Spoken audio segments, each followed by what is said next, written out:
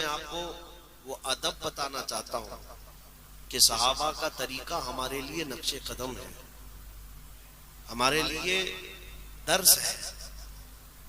اور دوسری بات یہ انتظامیہ سے میں یہ بھی بتانا چاہتا ہوں، کمیٹی والے، ضروری بات نہیں ہے کہ 4 بجے تک 5 بجے تک جلسہ چلاؤ، یہ ضروری نہیں ہے۔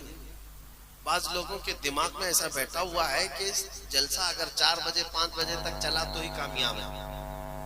میں سمجھتا ہوں کہ 1 گھنٹہ بھی رات میں اگر 10 سے 11 بجے چلا اور لوگوں کے دل عشق مصطفیٰ سے بھر گئے تو وہ 100 سال کے لیے کافی ہے۔ حقیقی جلسہ وہ ہے، یہ زبردستی کا لوگوں کو پھنسا کر کے رکھنا، جکڑ کر کے رکھنا، اور 10 لوگوں کو یہاں پر بھی لانا، شاعروں کو، مقررین کو، یہ جو آپ سمجھتے ہیں یہی جلسے کا نظام ہے، ایسا نہیں ہے۔ اور میں آپ کو بتاؤں، ہو سکتا ہے میں آپ کے علاقے میں نیا ہوں اس لیے یہ باتیں بھی آپ کو نہیں لگ رہی، یہاں سب پورا ایک سسٹم بنا ہوا ہے، ظاہر سی بات ہے میں اس کے خلاف اگر جاؤں گا تو یہ سب ناراض بھی ہوں گے، اسٹیج والے بھی اور آپ لوگ بھی، لیکن میں یہ چاہتا ہوں، یہ میرا ناقص مشورہ ہے، آج جو ہے، آج اس مجمع میں کوئی ایسا نہیں ہے جو کسی مقرر کی تقریر سننا چاہے تو اسے میسر نہیں ہوگی، سارے تقریریں یہ سنتے ہیں، ان کے ہاتھ میں موجود، سارے مقررین کو یہ موبائل میں سن لیتے ہیں، پھر جلسے کی کیا ضرورت ہے؟ یہ جو جلسہ ہوتا ہے پہلے کے دور میں ہوتا یہ تھا کہ سب لوگ کسی مقرر کو سن نہیں پاتے تھے تو ایک بڑے مقرر کو بلایا جاتا اور سارے لوگوں کو جمع کر کے ان کی تقریر سنائی جاتی۔ آج انٹرنیٹ کی زمین ہے، ادھر کھانسیں ادھر آپ تک پہنچ گئی، بہت تیز سروس ہے، سب لوگوں کو تقریر سنائی دیتی ہے اور پہنچ بھی جاتی ہے۔ اب کے زمانے میں جو جلسہ ہے یہ ذکر مصطفیٰ کا ایک جلسہ ہے، نبی پاک صلی اللہ علیہ وسلم کی محبت، یہاں لوگ علماء باوقار سے ملاقات کے لیے آتے ہیں، بالمشافہ دیکھنے کے لیے آتے ہیں، زیادہ طور پر یہی ہے۔ اور میں نے بھی یہ محسوس کیا، سننا کم ہے اور دیکھنا زیادہ ہے، ایک بار دیکھ لیا تو اٹھ کے چلے بھی جاتے ہیں۔ تو اس لیے ان لوگوں کو زیادہ دیر رات تک پھنسا کر کے نہ رکھیں، 12 بجے ان کے جلسے ختم کریں، جو اپنے علاقے سے جہاں سے آیا ہے وہ اپنے علاقے میں پہنچ جائے گا، انشاءاللہ فجر کی نماز جماعت سے پڑھ لیا تو پورا جلسہ وصول ہو گیا۔ اور اگر تم 4 بجے تک پھنسا کر کے رکھے اور پھر رات کو نیند لگ گئی، فجر نہیں پڑھے، 1 کروڑ جلسے بھی فجر کی 2 رکعت فرض کے برابر نہیں ہو سکتے، نہیں ہو سکتے۔ یہ جلسے جو بھی ہوں گے کہ نفل ہو سکتے ہیں، مستحب ہو سکتے ہیں، لیکن فجر کی نماز فرض کا مقام رکھتی ہے، یہاں تک کہ بزرگوں نے لکھا ہے کہ عمرہ بھی فجر کی 2 رکعت کے برابر نہیں ہو سکتا، فرض نماز، فرض کا مقام ہی کچھ اور ہے۔ یہاں نمازیں ضائع کر کے رات بھر جلسہ کرنے کو لوگ سمجھتے ہیں کامیابی ہے، بہت تو وہ ہیں بیچارے عشاء کی نماز پڑھے بغیر جلسے میں آئے ہوئے ہیں، کیا خاک ملے گا؟ یہ جلسہ اگر تمہیں نمازی نہیں بنا سکا تو پھر کس کام کا؟ اور انتظامیہ والے سارے لوگوں سے میں کہتا ہوں، نام و نمود کا چکر چھوڑو، یہ کمپٹیشن، ریاکاری، یہ سب چھوڑو کہ ہم نے ان کو بلایا تھا، ان کو بلایا تھا، اتنے پیسے خرچہ کیے، اتنے پیسے خرچہ کیے۔ اگر تمہارے اندر اخلاص ہو اس بات کا کہ میں جلسہ صرف اس لیے کرا رہا ہوں کہ بھولی بھٹکی قوم میرے مصطفیٰ کے قدموں میں آ جائے، تو پھر دیکھنا تمہاری اس نیت کا ہی اللہ اتنا ثواب عطا کرے گا، اتنا ثواب۔ میں ابھی چند دنوں قبل اتر پردیش میں ایک جلسے میں تھا، رات کے 2:45 بجے مجھے مائک دیے، 2:45 بجے رات کے مائک مجھے دیا گیا ہے اسٹیج پر۔ اب اس وقت ہم کیا بولے؟ یہ وہ وقت ہوتا ہے جب خواب دیکھ رہا ہوتا ہے آدمی، تو میں نے آ کر کے ان سے یہی سوال کیا، آپ کو یقین ہو رہا ہے کہ نہیں کہ مجھے حقیقت میں دیکھ رہے ہو یا سو کر کے دیکھ رہے ہو؟ اکثر تو نیند میں تھے اس وقت، تو ان کو یہی لگتا ہے۔ دوسرے دن ان کو اٹھا کر کے پوچھو مفتی صاحب نے کیا بیان کیا، تو کہیں گے خواب میں کچھ سن رہا تھا، رات کے 3 بجے وہ کیا سنے گا بیچارہ۔ اسی لیے ہوش و حواس کے ساتھ حضرت عبداللہ ابن مسعود رضی اللہ تعالیٰ عنہ فرماتے ہیں، رسول کریم صلی اللہ تعالیٰ علیہ وسلم اپنے صحابہ کو. صحابہ وہ لوگ ہیں جو دنیا کے سب سے اچھے لوگ تھے. حضور ان کو جمعرات کو ایک مرتبہ نصیحت کے لیے بیٹھتے تھے اور اتنی دیر حضور کا خطبہ ہوتا تھا, بہت شارٹ ہے. حضرت عبداللہ ابن مسعود کہتے ہیں ہماری خواہش یہ ہوتی تھی کہ حضور روزانہ بیان کرے, روزانہ بیان کرے. نبی پاک صلی اللہ تعالی علیہ وسلم منع فرماتے تھے کہ روز کرنے سے ان کو اکتاہٹ نہ آ جائے. کراہت السامہ, حدیث میں الفاظ ہے کہ ملال نہ آ جائے, لوگوں کو اکتاہٹ نہ آ جائے اور یہ دور نہ ہو جائے. یہ جلسے میں شام رات 9 بجے سے لے کر رات کے 3 بجے 4 بجے تک بیٹھانے سے اکتاہٹ اگر آئی تو گویا کہ ان جلسوں کی نفرت بھی آپ ہی ڈال رہے, ان جلسوں سے بیزاری آپ ہی ڈال رہے. نوجوانوں آج کے زمانے میں قریب کیوں نہیں ہونا چاہتے؟ اس لیے کہ انہیں ڈر ہے رات بھر یہاں بیٹھا رہوں گا, صبح مجھے جاب پہ جانا ہے, نوکری پہ جانا ہے, کام پہ جانا ہے, کل کا پورا دن کیا کرنا. اسی لیے میرے عزیزوں, اگر تم یہاں پر لاکھوں کا خرچ کرتے ہو تو میرا ایک مشورہ سنو. یہ اسٹیج پر سارے جو بیٹھے علماء ہیں سب کو تو موقع نہیں دیا نا, اور سب کو موقع دیں گے تو اور 2-3 رات ویسی ہی چلے گی. مشورہ تو یہ ہے کہ اتنے لاکھ خرچہ نہ کرو. اور میں یہ بھی نہیں کہتا کہ مجھے بلاؤ, ضروری نہیں ہے. میں جلسوں کا عاشق نہیں ہوں, میں میرے مصطفیٰ کریم صلی اللہ علیہ وسلم کی پیغام کا عاشق ہوں, وہ جہاں سے بھی پہنچے. آپ سے یہ گزارش ہے تھوڑے سے پیسے خرچہ کریں. یہ 10 علماء اگر آئے 10 لوگوں کو لے کر 1 گھنٹہ بھی یہ بیٹھے تو انہیں طہارت کے مسائل معلوم ہو جائے, وضو و غسل اور نماز کے مسائل معلوم ہو جائے. 6 گھنٹہ جلسہ کیا لیکن ان کو نہانے کا طریقہ نہیں معلوم, غسل کسے کہتے ہیں, وضو کسے کہتے ہیں, پتہ ہی نہیں چلا. تو کس کام کا جلسہ کیا؟ علماء کا ایک کام ہو سکتا ہے کہ 10 لوگوں کو لے کر کے علماء 1 گھنٹہ بھی بیٹھ جائیں, بعد میں اخیر میں ایک مقرر کو 1 گھنٹہ خطاب کرایا جائے تو سارے لوگوں کی یہ محنت بھی وصول ہو جائے گی. اور پیسے کم خرچہ کرو ان تمام چیزوں میں. نکاح کے بارے میں حضور سے پوچھا گیا کہ یا رسول اللہ سب سے زیادہ برکت کس نکاح میں ہوتی ہے؟ حضور پاک صلی اللہ علیہ وسلم نے کیا فرمایا جانتے ہیں؟ ان اعظم النکاح برکتا ایسر مؤونتا.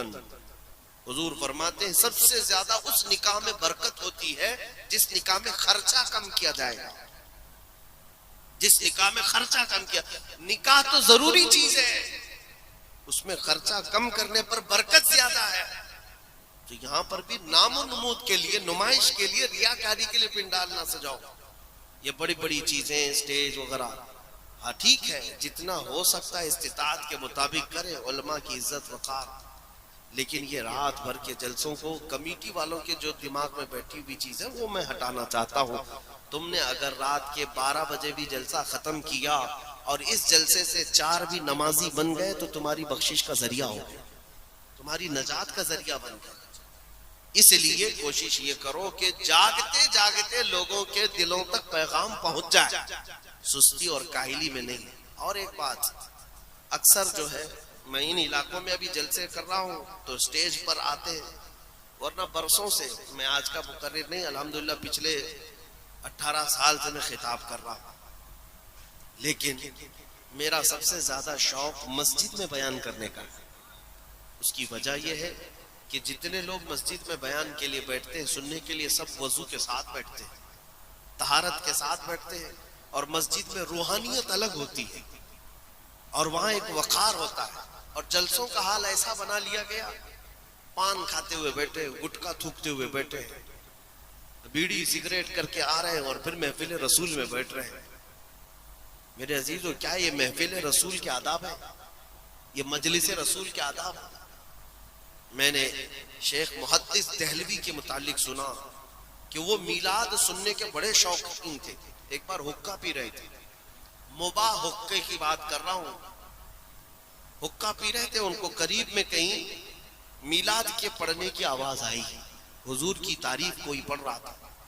حقہ چھوڑ دیا اور مجلس میں چلے گئے, اور اس محفل میں جاتے ہی آپ کو وجد آ گیا, حضور کی شان سنتے ہی آپ وجد میں آتے تھے.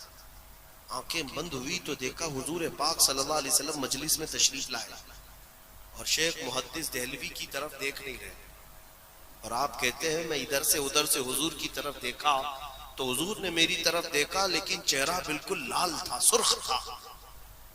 میں کانپنے لگ گیا کہ یا رسول اللہ مجھ سے کوئی خطا ہوئی. تو حضور پاک صلی اللہ علیہ وسلم نے فرمایا کہ شیخ تجھے شرم نہیں آتی حقے کا منہ لے کر میری مجلس میں آ گئے؟ میرے عزیزوں، اس بات کا آپ کو احترام بھی ہونا چاہیے کہ آپ مجلس رسول سننے کے لیے آ رہے ہیں، پاکیزگی کے ساتھ، طہارت کے ساتھ آئے، نماز پڑھ کر کے آئے. اور اس کے بعد پھر اچھا میں ایک بات یہ بتاتا ہوں، یہاں سے اگر ہم دودھ بانٹ رہے ہیں اور سب سے کہتے ہیں پیالہ لے کر کے آؤ، سارے لوگ لائن میں آؤ، دودھ ہم بانٹ رہے ہیں، پیالے تو آپ لے کر کے آئے، لیکن کسی آدمی نے پیالے میں پہلے سے کیچڑ اور گوبر رکھا ہوا تھا، ہمیں دودھ ڈالنے کا خیال آئے گا؟ ارے بھائی تیرا پلیٹ گندا ہے، تیرا برتن گندا ہے، صاف کر کے آ. ہمارے بزرگوں نے فرمایا تم جاتے ہو آج اولیاء کی محفلوں میں، بڑے بزرگوں کے مزارات پر، مجلسوں میں، تمہیں فیض ملتا کیوں نہیں ہے؟ اس کی وجہ یہ ہے کہ دل کا برتن گندا ہی لے کر کے جاتے ہو. دل کا برتن گندا لے کر کے جاتے ہو، کیا فیض ملے گا؟ توبہ کر کے آئیں، جلسے میں نماز پڑھ کر کے آئیں، وضو کے ساتھ آئیں. یہ پان گٹکے بیڑی سگریٹ ان تمام چیزوں کے ساتھ مجلس رسول میں نہ آئیں تو انشاءاللہ العزیز یہاں سے جانے کے بعد اللہ تعالیٰ تمہیں خیر و برکت عطا کرے. شیخ دارامی رحمت اللہ علیہ بزرگ ہیں، فرماتے ہیں میرے پڑوس میں ایک کافر رہتا تھا، غیر مسلم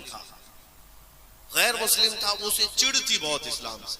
توجہ چاہتا ہوں، ایک دن میں نے اس کو بلایا اور حضور صلی اللہ علیہ وسلم کی میلاد پڑھنے کے لیے بیٹھا تو اس سے کہا خالی تو بیٹھ جا، اس لیے کہ یہ جو ذکر ہے یہ بیماریوں کو دور کرتا ہے. وہ نان مسلم تھا، غیر مسلم تھا. تو وہ بیٹھا، انہوں نے میلاد پوری پڑھ دی، حضور کی شان میں قصیدہ پڑھ دیا. اور رات کے وقت شیخ دارامی رحمت اللہ تعالی علیہ فرماتے ہیں وہ چلا تو گیا، نان مسلم جو غیر مسلم تھا چلا گیا، خواب میں حضور پاک صلی اللہ تعالی علیہ وسلم اس کے تشریف لائے. وہ غیر مسلم کہتا ہے میں ایک حسین چہرہ دیکھا، ان کا ہاتھ چومنے کی کوشش کی، انہوں نے اپنا ہاتھ کھینچ لیا اور کہا تو میرے دین پر نہیں ہے، میں تجھے کیسے اپنا ہاتھ دوں؟ تو میں نے پوچھا آپ کا دین کیا ہے؟ کہا لا الہ الا اللہ محمد رسول اللہ. حضور نے فرمایا تو یہ غیر مسلم کہتا ہے میں نے وہ کلمہ پڑھ لیا، حضور نے اپنا ہاتھ مجھے دیا، میں نے ہاتھ کا بوسہ لیا اور پوچھا کہ یہ میرے لیے عنایت اور یہ بخشش کیسے آج اچانک؟ حضور پاک صلی اللہ علیہ وسلم فرماتے ہیں آج تو میری محفل میں جو ادب سے بیٹھا تھا اس لیے میں نے تجھے نواز دی. ایک غیر مسلم کے لیے. اور بخاری شریف کی حدیث بھی موجود ہے کہ حضرت عبداللہ ابن عباس رضی اللہ تعالیٰ عنہ فرماتے ہیں کہ ابو لہب جب مر گیا تو اس کے موت کے بعد حضرت عباس جو بھائی ہیں انہوں نے پوچھا کہ تیرے ساتھ اللہ نے کیا معاملہ کیا؟ تو ابو لہب کہتا ہے میں روزانہ آگ میں جلتا رہتا ہوں لیکن پیر کے دن میری اس انگلی میں ٹھنڈک پہنچائی جاتی ہے، میں اس کو اپنے منہ میں رکھتا ہوں تو اس سے ٹھنڈک ملتی ہے. پوچھا یہ کیوں؟ کہا اس لیے کہ رسول اللہ جس دن پیدا ہوئے تھے پیر کے دن میں اپنی کنیز اپنی لونڈی سویبہ کو اس انگلی سے آزاد کیا تھا خوشی کی وجہ سے. تو میں آپ سے اتنا کہتا ہوں کہ حضور کے ادب میں اگر کوئی انگلی سے اشارہ کر کے اپنے غلام کو آزاد بھی کرے، کافر و مشرک کو قبر میں اللہ انگلی ٹھنڈک پہنچاتا، تو اگر مومن اگر ان کے مجلس کا ادب کرے تو کیا وہ بخشش کا مستحق نہیں؟ حضور کا عاشق اگر ان کے مجلس کا ادب کرے تو یقیناً وہ مستحق ثواب بھی ہے، مستحق رحمت بھی ہے.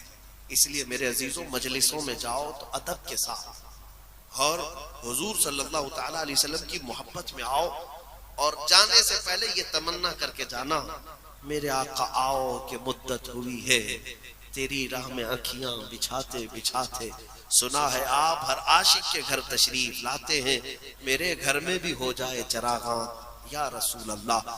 میں امید کرتا ہوں کہ اب یہ کمیٹی والے اس جلسے پاک کو میری تقریر کے بعد یہ نہیں محسوس کریں گے کہ ہمارا جلسہ ناکام ہوا، بلکہ حضور پاک نے اگر ایک لفظ بھی قبول کیا تو تمہارا جلسہ کامیاب. اللہ تبارک و تعالیٰ آپ سب کی بخشش کا اسے ذریعہ بنائے۔ ندیم فیضی صاحب سے ایک اچھی نعت سنتے ہیں۔ میں گزارش کرتا ہوں کہ رکت میں ایک ایسی نعت پڑھو کہ ہم پانی زندہ میں نہیں، اپنے آپ کو مدینے کے دربار میں محسوس کریں۔